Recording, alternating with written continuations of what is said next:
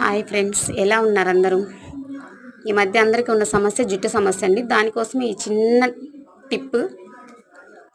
ఒక ప్యాన్లో ఆయిల్ తీసుకొని, నేనైతే పారాషూట్ తీసుకున్నాను, మీ ఇష్టం, మీరు ఏదైనా తీసుకోవచ్చు. దాంట్లో మందారమాకు, మందార పూలు అండ్ గోరింటాకు, కరివేపాకు, మెంతులు ఇవన్నీ తీసుకొని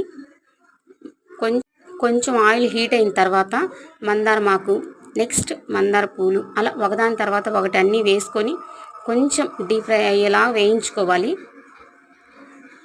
ఇష్టమైన వాళ్ళు కొంచెం ఆమ్లం కూడా వేసుకోవచ్చండి.